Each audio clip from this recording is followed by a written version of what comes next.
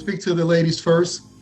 Dating someone, like you said, you touched on it a little bit earlier, Nicole, a partner who doesn't provide. You said as long as they provide in something else. A partner who can't provide. Let's say you're dating someone and they lose their job, and they're in a bad place. This is the pandemic. It happens, and they can't provide. Being with someone who can't provide, how does that make you feel as a partner? Great question. So there are, like you said, like peaks and valleys in life, and everyone's gonna go through them. I think it's all about the fight and the dog. You know what I mean? Like, it's all about when you are down, how you get back up. There's always gonna be something in life that is gonna like catch you off guard, knock you out of like, you can be like, whoa, where did that one come from? But it's all about how you rebound, what your attitude is when you're going through that really dark space. How are you treating me in that process? You know, like, it's really difficult to be very nice to someone that isn't nice back to you. But it's not as difficult to be nice to someone when they're having a hard time and you see them really working through it.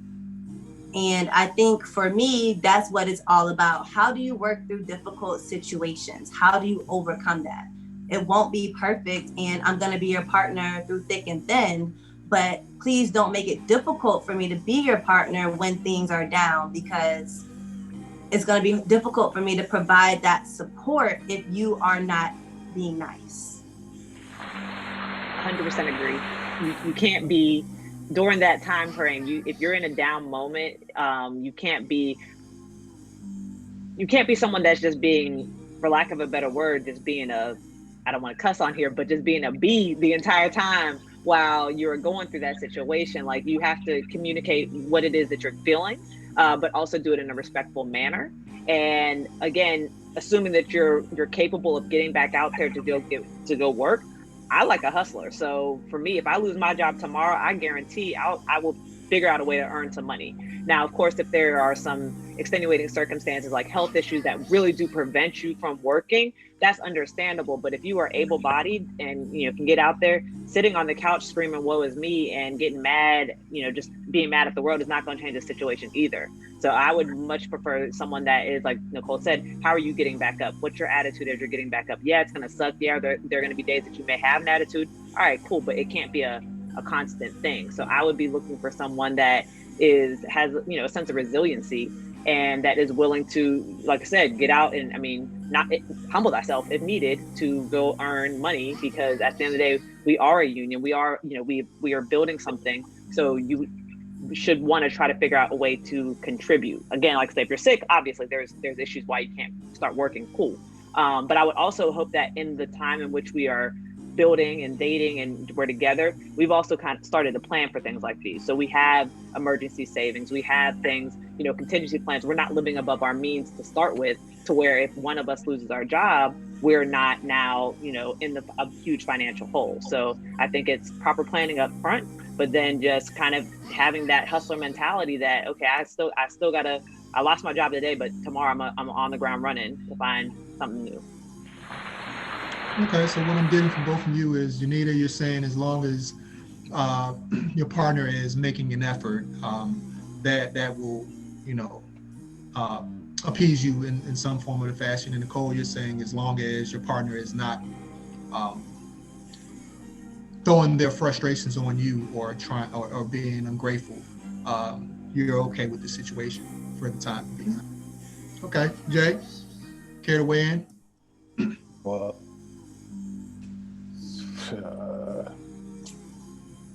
which phase of this relationship are we in? Because that's important. So look, we're at this point where we're having a conversation about it. Let's just say it's at a point where it matters. So whatever part of the relationship phase that matters, and this happens, how would it make you feel if your partner was not able to provide anything? I've been fortunate enough to have dated some pretty strong women, so there hasn't been any type of quit in their personality. So I don't necessarily.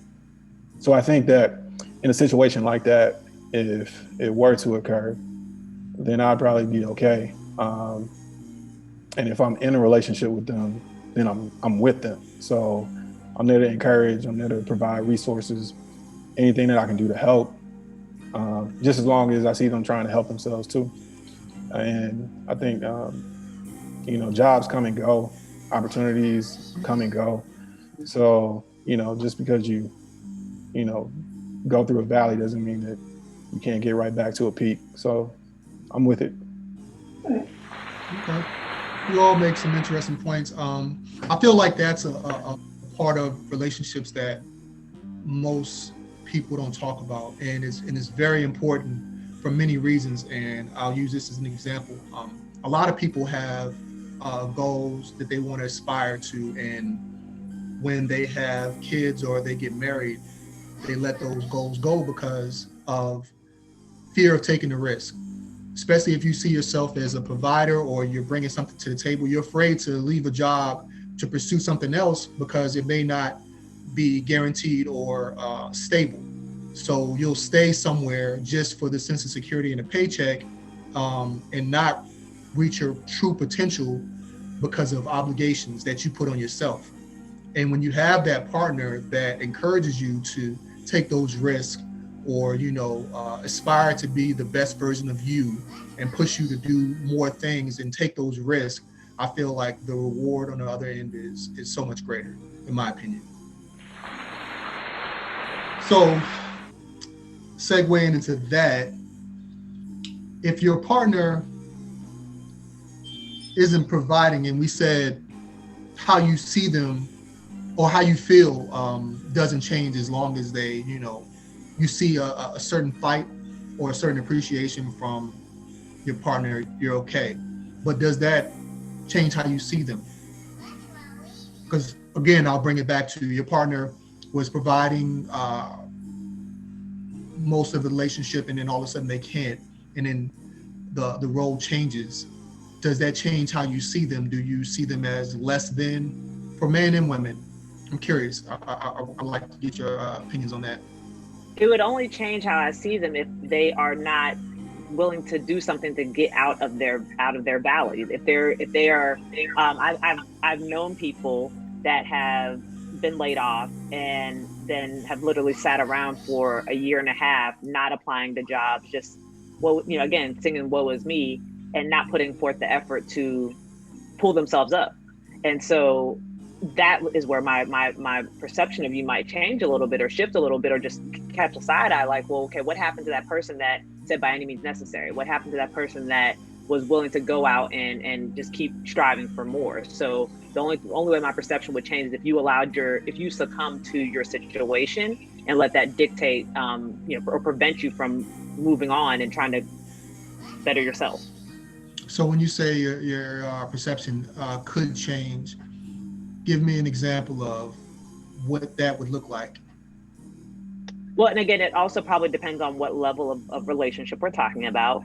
But if, let's say, this is a long time boyfriend, or even in marriages, it can be very stressful. I've known, like that, I physically know people that have gone through this situation.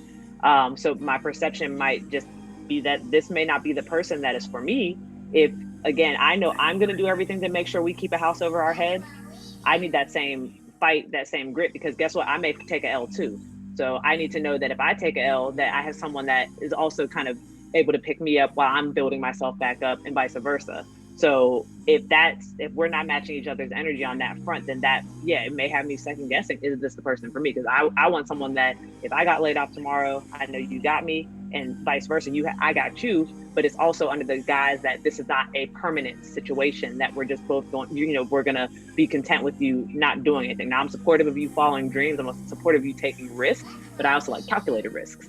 I like people that are, we've planned this. So we know, okay, you're stepping away from the 6-figure job, and this is going to be tight for the next couple months, but in the next few years, we're going to be building towards this. So we have an end goal in mind, just not letting it be stagnant and you're stuck in that situation. Definitely. Nicole? Yeah, absolutely. I agree with everything Janita just noted. Having a plan is important. And honestly, I will probably have a personal timetable in my head if we are not in that point of a relationship where we planned this out. Like, hopefully you meet my personal timetable. Will I share that with you? It kind of depends on where we are in the relationship. But if I'm in a situation where, yeah, I'm holding you down and then you're not really holding your end of the bargain, yeah, I'm going to have my personal timetable, because to me, that is a signal that if we were to get in a relationship that was committed, such as husband and wife, if this situation were to arise, you're just gonna, let it take over and not get through it. And I'm not sure if that's something that I would like in my partner long term. I want to see someone that can get through issues. Like, yeah, it may knock you out today and you may have a hard time getting back up, but you're getting back up. Awesome. Jay? Yeah, I don't mind having a little I don't mind having challenges in a relationship, because I definitely want to see how you respond before I take it to a different level. I'd rather have those challenges up front so that I can gain an understanding of your personality, your character, and see how you react under stress. So in a situation like that, I would, depending on where we are in the relationship, I'm gonna react differently, to be honest with you. In order for me to really, stick it out with you, like I really have to I need to be invested. If I'm not invested and it's becoming a burden for me, then I need to move on, just to be honest with you. But if I'm invested in that person, if I'm invested in that relationship, then I'll figure out a way to work through it, to help her through it. And, hopefully we can come out on the other side better than we were. So the key points I take from all of you is you want your partner to be a fighter, and that's a major quality you look for, because a fighter in the beginning and a fighter when things are not going well seem to reflect as someone that you can get through obstacles with. And I could see that. I definitely see that. For me, I look at it as also the investment. If I'm with somebody, me personally, if I'm with somebody and I'm with you long term, I'm invested. And if I'm invested, your issues are my issues, and I would like to think is vice versa. And I'm always for pushing. I've always been that type of person to try to push somebody to get through things, but you can't force someone to do something they don't want to do. And it comes to basically selecting the partner that best reflects what you need and what you want as a partner. Because if you have someone that you're pushing and they're resenting you for pushing them, then maybe that's not the situation for you. But although that I push, I also can appreciate someone who pushes as well. So I mean, like you say, steel sharpens steel. Um, so I feel like if you have that, and that's a foundation in a relationship, that it will get you through a lot of things. It will make you a lot better on the other end. So last question, I want to take it back to the initial conversation we had about transactions. So if you're on a date and someone, like you said, pays for dinner, or takes you on a trip, or buys you a gift, but they expect uh, a physical transaction in return, how would that personally make you feel as a man and as a woman?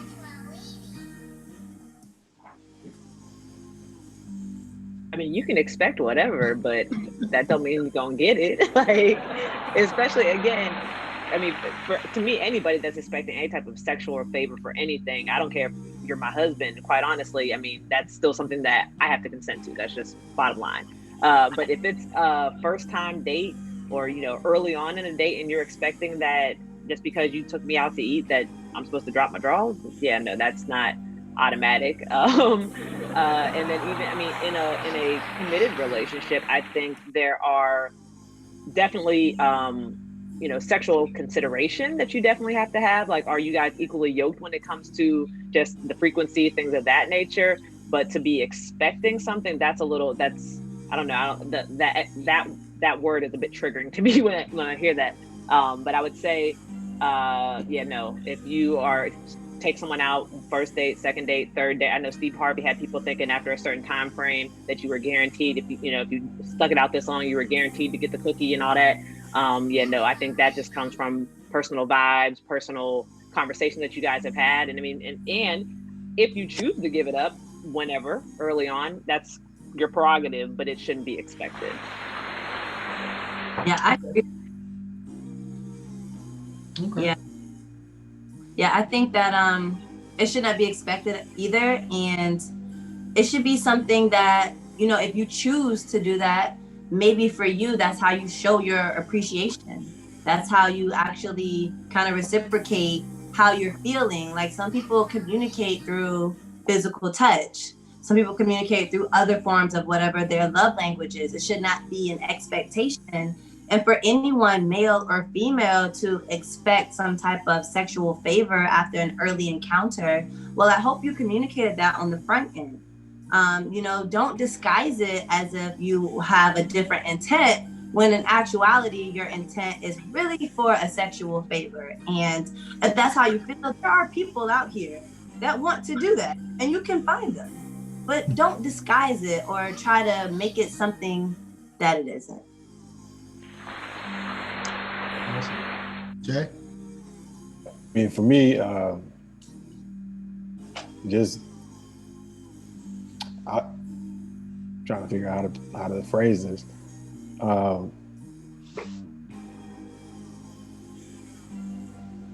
That's just not my mentality. Like, I would never give a woman anything and expect, some type of sexual favor. I just feel like you should give it to me just because I'm me. Like, I mean, to be honest, like, if you're not into me, then you're not into me. But I don't think I would be able to read that. So, yeah, I just don't see a situation where I would be giving anybody anything, expecting something in return. Well, let me ask you this. All right. The shoes on another foot. Hold on, sir. Okay. One moment. All right. So, shoes on the other foot. I've actually had to turn down, well, I don't say had to, but I felt like I had to turn down gifts. And it wasn't with the attachment of a sexual favor. It was much more of the expectation of relationship. So that's offensive, at least to me. When a woman feels like she's giving something or doing something, so relationship should come with that. A relationship is a big deal for a male, and especially for myself, like entering into a relationship, like I'm really vetting that person before, we even have that conversation. But there have been times where women wanted to speed up the pace a bit, and they may not verbally say it, but you can tell by their actions, you can tell by their behaviors, and them making active effort to transition into relationship type. I'll say relationship type activities. Or How long is your relationship type vetting expectations. You said, how long is my vetting time? I'll say it depends. I don't necessarily know that there's a time frame, but it's just,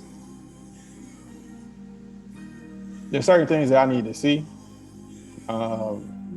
before I say, yeah, I can, like, one, I do want to see you under stress. I want to see how you handle that.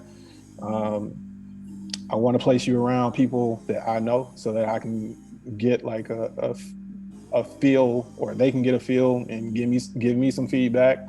I want to be around her friends so that I can really see what type of person she is, because your friends tell so much, like tell a story. I was in a relationship at one point. Daryl knows about it. I didn't meet her friends until probably nearing the end of the relationship. And I said, that's why. Like, I got it. Everything made sense. And I was like, yeah, this isn't for me. But that's a part of the vetting process. Just having conversations, seeing like where her head is, in terms of like what her goals are. Um, what skills do you have? And it doesn't all have to be like what do you call it? I mean, I do want to know that you can hold your own in the relationship. So all of that stuff matters. So like it's not necessarily the length of time, but there's certain actions that I pay attention to. I'm much more of an observer than I am a speaker, so I watch a lot, and then I can make the determination based on that. And then I try to be patient with myself because, initially when you meet someone that you're attracted to, there's chemical reactions going on that can have you overlook a lot of things. So you oftentimes like I try to step back from that, and that's something that is like I learned recently, maybe within the last 2-3 years, of just kind of like stepping back from that and trying to see everything objectively before I allow my emotions to get involved and cloud things and then make mistakes that I end up seeing a year later, 2 years later, or whatever it may be. Um, yeah, so I guess that's my response. Okay. Yeah. You all make some good points. Just to highlight or piggyback what you all have said, for a woman, favors usually expected from a man are usually sexual, but for a man, it looks a lot like what Jay said.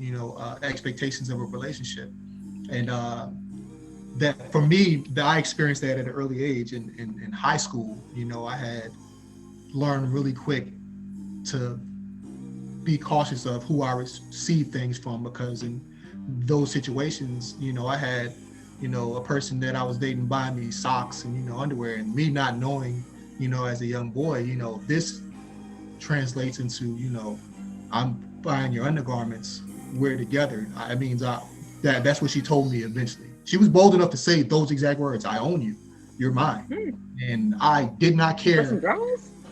For some draws, for some draws, but I mean, it was a lesson, and from there, I was very cautious.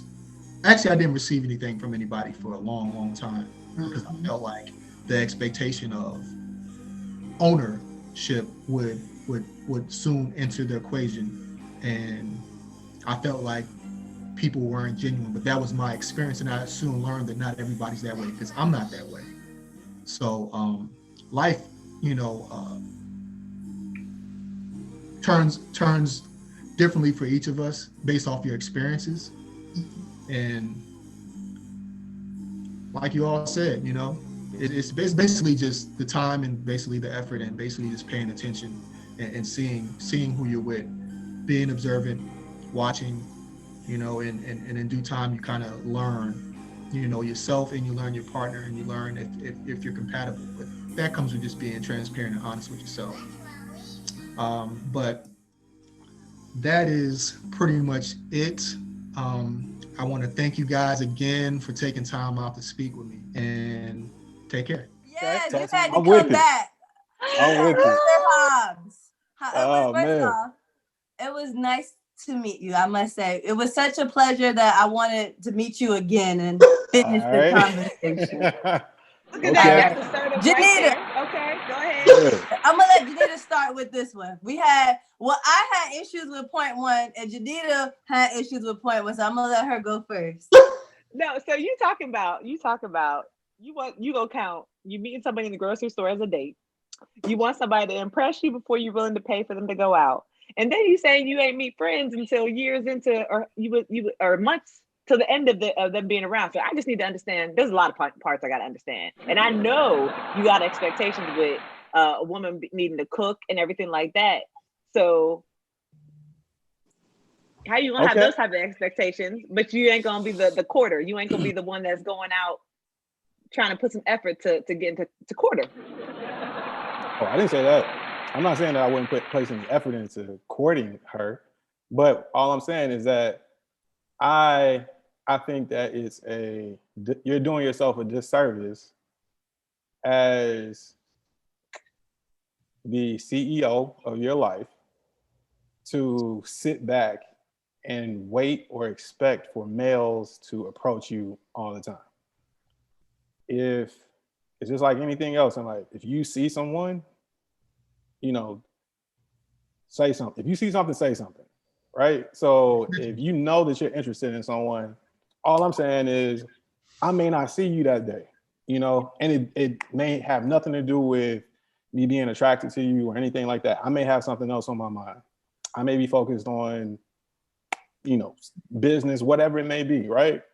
So if I walk into a room and I have no idea what you're thinking, especially in this Me Too generation, oftentimes it's like we have to be very cautious about what we say to women. And oftentimes, like from girlfriends that I've had, they would tell me like, Jay, like you're very flirtatious.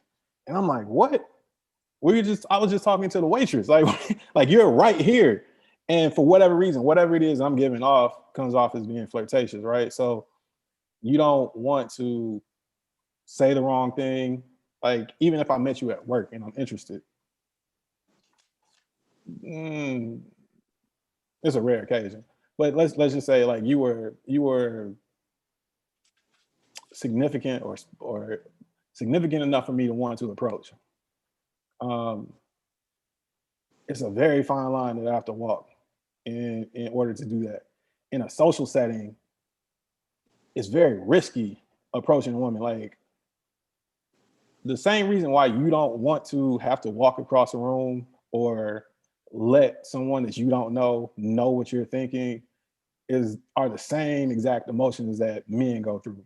But we're expected to man up and approach a woman and deal with that, whatever the consequence may be from it, right?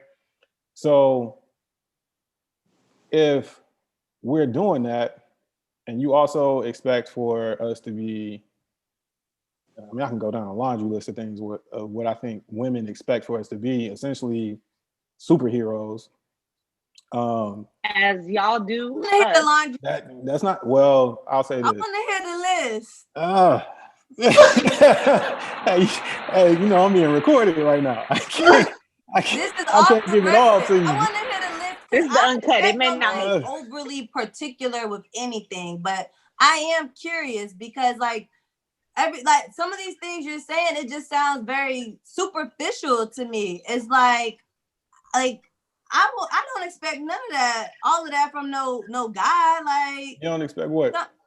Like for him to be Superman number one. Really? Like you don't? I don't know. I expect us to be partners. Okay, partners. That's cool. But in order for him to be a partner, what does he have to be for you? He has to be secure in who he is as a man. All right. You know, right there, like that's a superpower to be that's secure. That's not a superpower. Oh, to be secure in yourself as a person? You know that's not a superpower. That's personal development. That's personal development. I'm just trying. I'm trying. Not a superpower. That is a superpower. That's not a superpower. Do you understand the concentration on mental health these days? Because people are finally understanding that. Yeah, I have a very clear understanding, and that's personal development. Okay, all right. That people. So he has to be secure. He has to be secure in himself as a man. Okay. Yeah. What else?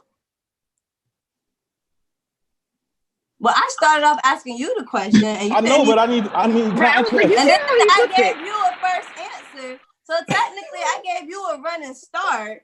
So now it's back to you. I'm listening.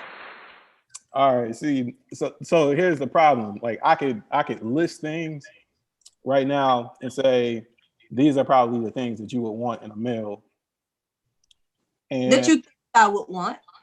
Based on your experience, because I might not want that. So I'm real simple. Okay, you're real simple, right? Yeah. Are you in your 20s? Nope. In your 30s? Yep. Okay. Are you dating someone right now? Right now, no. Actually, okay. I'm not dating anyone. How many boyfriends have you had in your lifetime? Enough. This is ballpark. Enough. All right, 5, 10. Enough. Okay. Well, all right. So enough. We'll go with enough. So if you are simple Mhm. and let's just say they're average expectations that you want from a male, Mhm. and you are in your 30s and you've dated enough men, but you're not currently with one. Neither are you. Mm-hmm. Oh, yeah, I wouldn't be with a man. Good point. That's why I said neither. But the point that I'm trying to Mhm. make right now is that if you were as simple as you think you are, and men only had to meet a certain threshold for you, Mhm. then you would be with someone. That's not true because we just talked about personal development and you just said it was a superpower. But Because I we're look for talking personal about. development. But what does it? I don't understand. You haven't You just met any you man just that you, has person like So has I think personal it's, personally it's, development. it's developed. she's saying somebody that's willing to grow, even if you are not the most secure person now, you're working on yourself. You are working towards I get it. whatever is the insecurities that are coming, whatever I is get stemming, it. causing the insecurities. I get it. But the bottom line from what I pulled from what she just said is that she's simple, right? Mhm. And I she's don't not require. expecting a superhero, right? Mhm. So if you're simple and you're not expecting a superhero, let's just say you're looking for the average guy.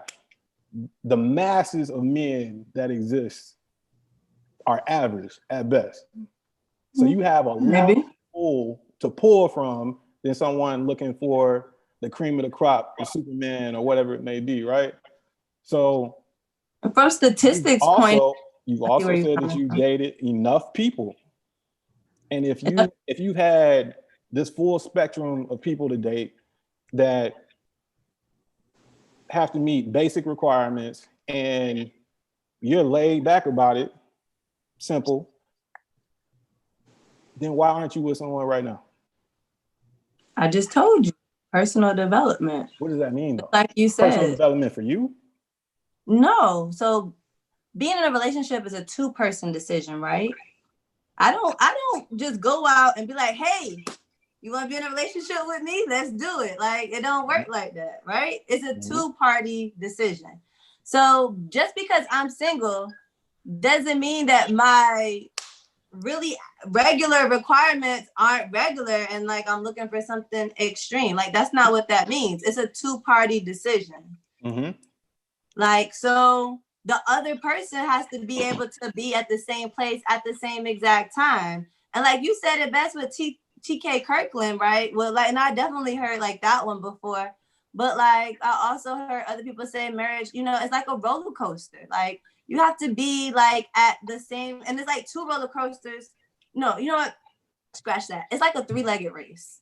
Because that's what I always say. A relationship is like a three-legged race. I have a leg, then my partner has a leg, and then we have a leg tied together, right? So that means as an individual, I have the standing point. Together, we have a standing point, and then they have a standing point as another individual. I don't have enough hands, fingers to do all of that. So if one person is not at the same point as the other person and us in a relationship in a three-legged race, what happens? You fall, right? So it's really difficult, like you said, to find exactly that perfect match. Like, it's not on me to find a match. That goes back to our original point. But why isn't Like, it on you to find a match for yourself? because I don't get on my knee and propose to myself.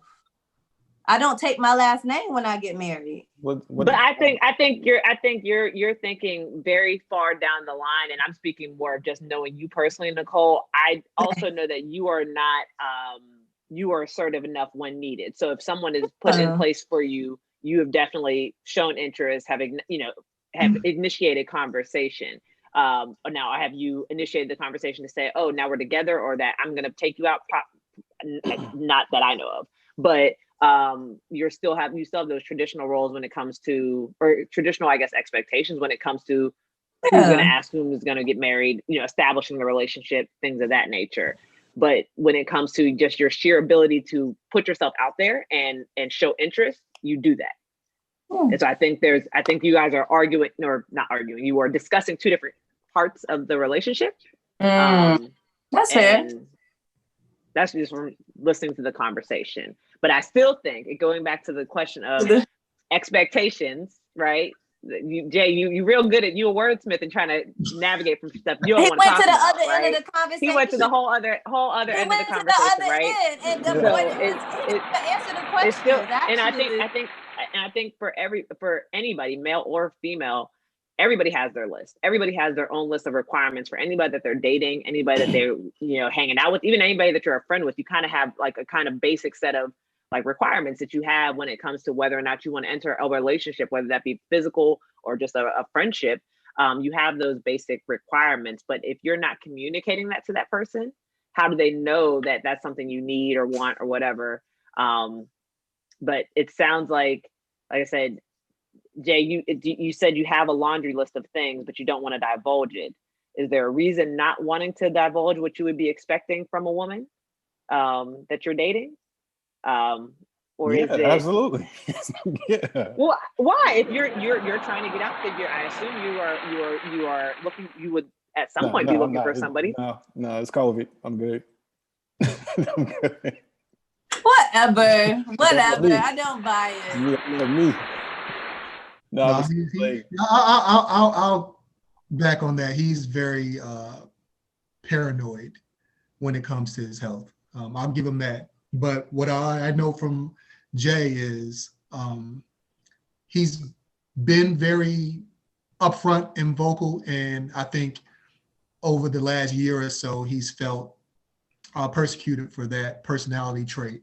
And I feel like now he's trying to reel back, which I don't see that happening, but he's telling himself he's going to reel back and not be so aggressive and up in your face, because like he pointed out, people perceive him as being flirtatious or too aggressive. And you do have to be cautious in social settings. As a guy, I've experienced those emotions as well. So you have to be very particular and cautious in how you pursue someone. But I get what he's saying, but his tact that he's saying it is not being received. I know where it's coming from. I mean, I think it's just, at least for me, like any situation where you're in the public eye, it brings up, there's never, I don't think there's any topic that 100% of the people agree with, right? So, I mean, I have my own, personal thoughts about what I'm looking for in a woman, and that's generally expressed to that woman, not necessarily just the masses, unless I write a book or something. But, I think everybody has certain expectations, each one of us has expectations about what we would want out of our mate, based on previous experiences.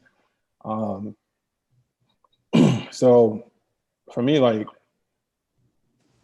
there are some core things that I'm looking for, I mean, I can just share like some general ones, I definitely want a partner and a partner in every way. And an equal partner, one that is willing to step up, in certain situations. A person that knows how to lead, but also knows how to follow. And I think that actually makes, some of the best partners, because I feel like I can do the same thing. Being able to recognize one person's strengths and also identify their weaknesses to be able to help encourage them to either correct those or maybe shift the balance in the other person's direction or my direction, whatever it may be. There right now, I think the biggest thing is just like I mentioned mental health before. If I can tell you, like, I try not to throw the word crazy around, but there are the logic from some women that I've dealt with, and I'm not just limiting this to women. The logic with people that I've interacted with in general, yeah, like it's just off. But since we're talking about relationships, the logic that I've seen from some women makes absolutely no sense to me, because oftentimes emotion in the relationships that I've interacted with, emotion trumps logic with the people that, well, some of the people that I've dated. Um, and for me, like that's always going to be an issue, because emotions to me are false. Like you can feel one way right now, something happens in the next moment you feel totally differently, or you sleep on it, you feel totally differently. But people that aren't able to stabilize their emotions or stabilize their logic, like that's always going to be an issue for me. So that's one of the things that I watch and I say, like, I want to see how you are under stress and duress. Can you keep your head and figure it out? Or, are we going into dramatic spins, tantrums, or whatever it may be? Like that's something that I'm looking for, just, where you are mentally. As far as emotionally, like you always want to make sure that person is able to receive, let's go with love, um, and also able to understand what you mentioned before, the love languages, understand how to distribute love in a way that the other person can receive. Um, you know, so we went from mental to emotional, so physically, I definitely want someone. I'm not saying that I'm looking for like an Instagram model by any means, or someone that is 100% in shape. But I am looking for someone who is open to living a healthy lifestyle, right? Mm-hmm. So Mm-hmm. trying to eat foods that are more simple, organic. You know what I mean? You don't have to be in the gym every single day, but I definitely want you to focus on that, because ultimately, if I'm investing in you, um, at some point in a relationship, all you really have is each other. And if I'm investing in you and you're not taking care of the vessel that is you, then if we do move forward with marriage, I don't want you to pass away because of health issues that could have been prevented. So, like there are certain basic things that I'm looking for, and I think like those are three that I can touch on right now: just emotional, physical, or emotional, mental, emotional, and physical. Um, but like as far as like I want a woman who's ambitious, that isn't willing to settle, because I'm not willing to settle.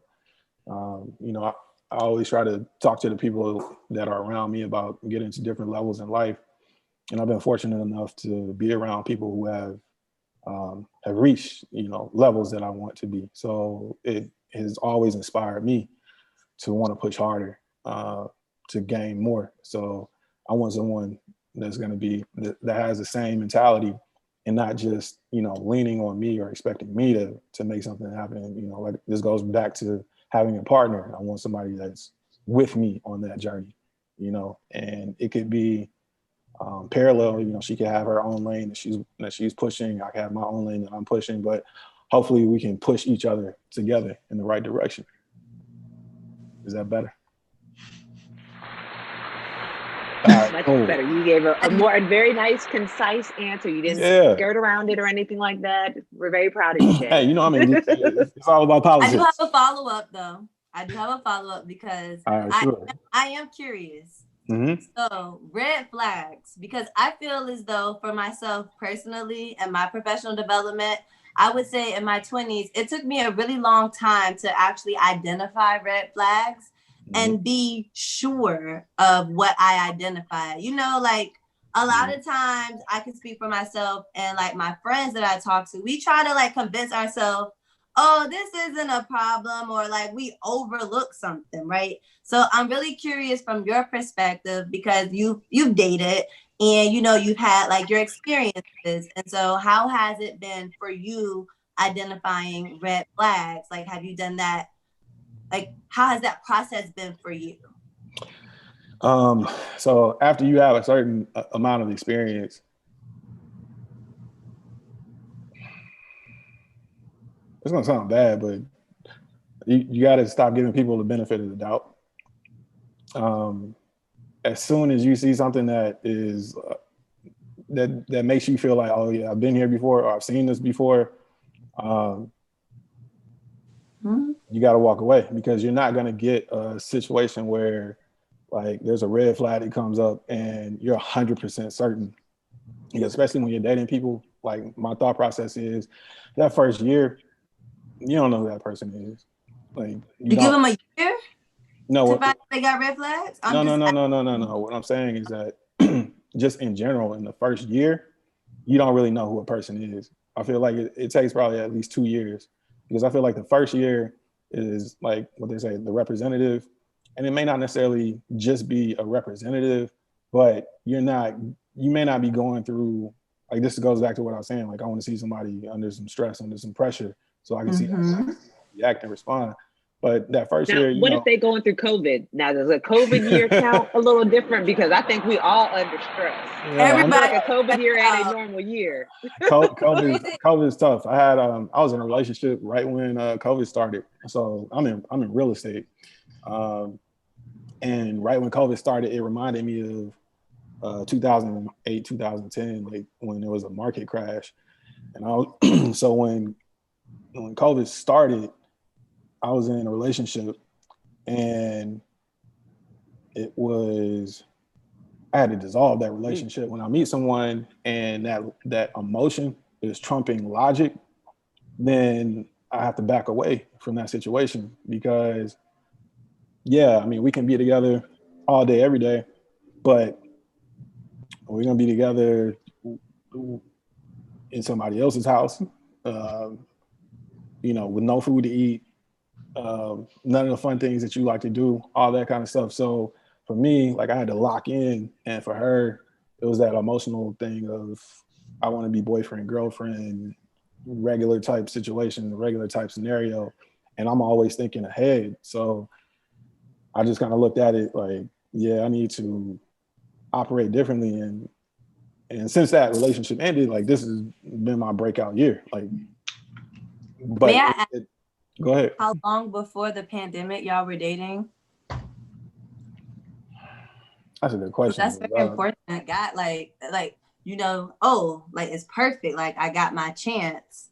And then like I would think, yeah, I might be on the fast track too, just to be frank with you. Like, and like, yeah, it's a little pandemic, but I know pandemic. It's a little pandemic, all right? It's a little pandemic, but I mean, I get that you gotta grind out, but there should be some balance.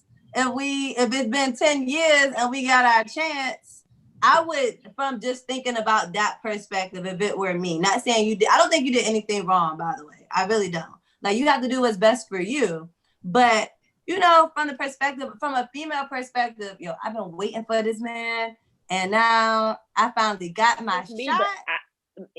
Maybe it's just me, but I feel like that's very early on to be wanting to see someone every single day. Daryl and I've been together for almost a year, and I'm not like, Daryl, you need to see me every single day. Like, that's not, now do I want to talk to you daily? Yeah. But it's not something that I have to see you 7 days out of the week. And if I don't see you all 7 of these days, then that's a problem. Like, that just seems to me like that the amount of time that y'all had spent together didn't necessarily translate to you should be demanding that much time, in my personal opinion. But maybe I think the pandemic also probably heightened that, because you can't do anything. You can't go out and do your normal day-to-days. That's where it's like, oh, well, let me, I'm bored. Let's come into a relationship, because you wanting this man to fill whatever void you have is never going to work. Never going to have. Female perspective, daddy issues is definitely something you could never fix ever in life. Never. Like, and if you get a whiff of it, you should totally run. I mean, I'm sorry, but I like, if I'm dating a guy that got mother issues, like does not respect his mother, or felt as though, his mother was constantly, you know, with men that were not for her, how is he gonna treat me? Like he's never gonna accept me for who I am, because that's never been my experience. And if that person has worked through it, fantastic. Then they have a different perspective. But if there's still a block, then that's something that, you know, you can't do. Like they gotta do that on their own. Yeah, I got you. That's real talk. Yeah. All right. What else you got for me? Oh, so then there was the other question of how you go so long. I know Janita had me. How you go so long? Words. Yo, you good with the words. Mm-hmm. No, just how you go so long and not meet your girl's friends? Because you said you didn't meet somebody's friends to the end. Mm-hmm. So first, how long was long? And then second, how did that situation present itself? Like, how did that even become the case? He wanted me to like go out with him. And for me, I was like, yeah, that isn't, I don't need to be out with you and your girlfriends. Like, I wouldn't necessarily want my girlfriend out with me and my guy friends. You know, it's just not the. I'm sorry. What do you mean by that? Like, when you say out, like go to the club, go to the bar? I don't know if it was a club or a dinner or whatever it may have been. Why not? Because I feel like, you know, if you're out with your girlfriends and you're out with your girlfriends, like, why can't you invite them over to the house? You know, so I can meet them, say what's up, then I can go on about my business. You guys hang out. Like, I don't need to be all up under you. And I also don't really like going out to like clubs or anything like that with women. It's a lot that goes into that. Especially if alcohol is involved. It's a lot that goes into that. So I'd much rather like meet them in a situation where like I can say, oh, hey, what's up? You know, something like neutral in a way. So you mean just more so that initial meeting need not be out and about. You would rather that initial meeting is in a more personal space, but then thereafter, if you've met somebody, you have no issue like go and hang out with them or like y'all doing a group thing or something like that. Yeah, I mean, if there was going to be a group thing, yeah, I mean, like if I'm bringing some guys and you have girls, and cool, but for there to be 3 women and there's me, like we're out, like I have to add to this now. This brings a very peculiar situation, and you could actually see interesting behavior that will get you further ahead on your list if you went out with them in a club setting. Because you can see a lot. Because girls in the club with the man, and you know he's there, but he ain't really there. It's very different. You can walk away like you're going to the bathroom or something and just observe, and you would learn a whole lot of information. And I'm just saying that's definitely one way to get something. I want to say something. So that is very true, Nicole. But from a man's perspective, that's why we don't, because it's never good. And if you're invested in somebody, you don't want to overanalyze, because when you're with your friends, it's no different than a guy with his friend. When you get to drinking, you have comfortable conversations, and then you get so comfortable that you forget that it's a outside entity with you, like a boyfriend. He's just a fly on the wall, and you hear things, and some things you have to kind of take it like salt, you know, a grain of salt. Like, okay, they joking or they talking about guys in passing, but is this who she is every day?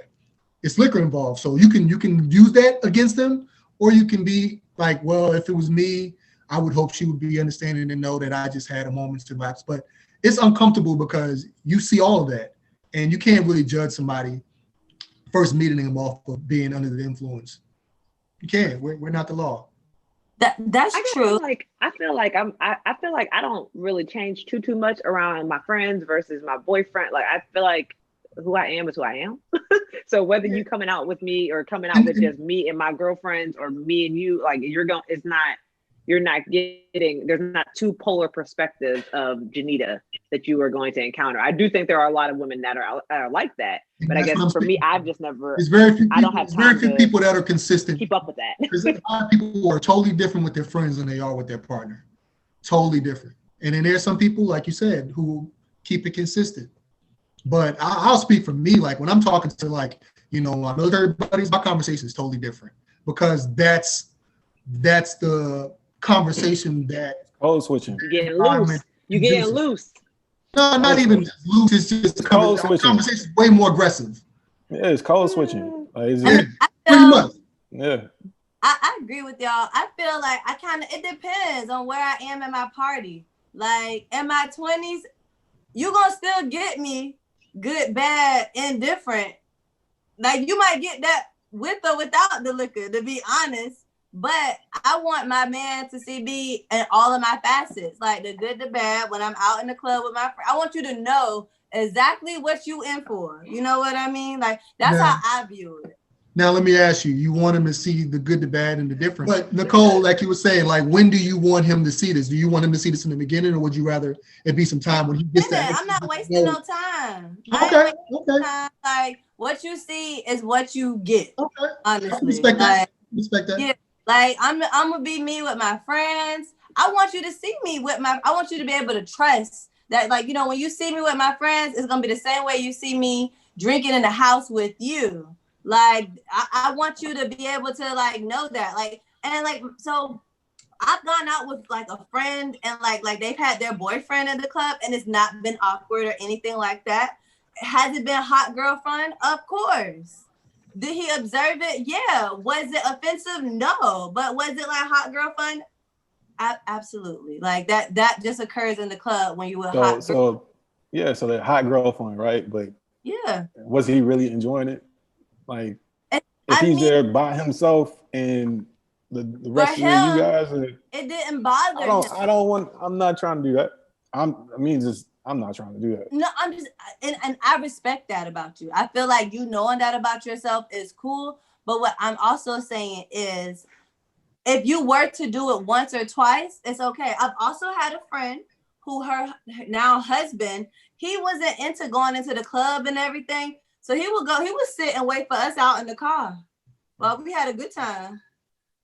And he was our chauffeur. He liked doing that.